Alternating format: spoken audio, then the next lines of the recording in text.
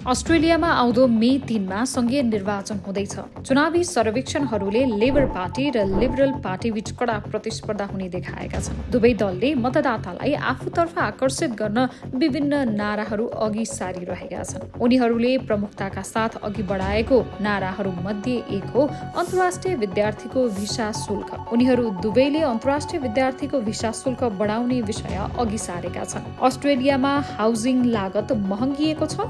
दलहरूले यसो हुनुको पछि अन्तर्राष्ट्रिय विद्यार्थी र आप्रवासीलाई दोषी ठहर्याउने गरेका छन्। त्यसैले यस चुनावमा आप्रवासनको विषय समेत जोडतोडका साथ उठिरहेको छ। मतदातालाई रिझाउन दुवै दलले विद्यार्थी भिसा शुल्क बढाएर आप्रवासनलाई नियन्त्रणमा राख्ने एजेन्डा अघि सारेका छन्। अझ दुई बीच आफ्नो सरकार आए विद्यार्थीको भिसा शुल्क झन धेरै बढाउँछौ भन्ने कुरामा प्रतिस्पर्धा नै चलिरहेको छ। सत्तारूढ लेबर पार्टीले आफू विजयी भए शुल्क बढाएर 2000 अस्ट्रेलियन डलर पुर्याउने घोषणा गरेको छ, जबकि गत जुलाईमा उसैको सरकारले विद्यार्थी भिसा शुल्क 710 अस्ट्रेलियन डलरबाट 125% बढाएर 1600 पुर्याएको थियो। लेबर पार्टीको यो घोषणा त्यतिखेर आयो जब उसको प्रतिस्पर्धी लिबर पार्टीले केही दिन अघि मात्रै आफूले चुनाव जिते विद्यार्थी भिसा शुल्क 2500 अस्ट्रेलियन डलर पुर्याउने नारा अघि सार्यो। अझ लिबर पार्टीले त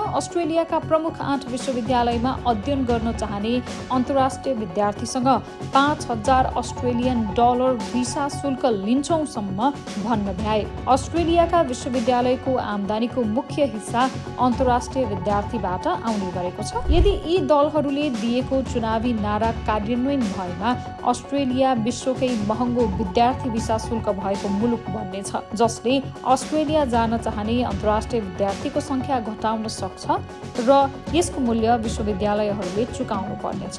तर त्यो भन्दा ठूलो असर अस्ट्रेलिया जान चाहने नेपाली सहितका अन्तर्राष्ट्रिय विद्यार्थीलाई पर्ने देखिन्छ, किनकि जुन दलले चुनाव जिते पनि बढेको भिसा शुल्कका कारण नेपाली सहितका अन्तर्राष्ट्रिय विद्यार्थीको लागत थप महँगिनेछ।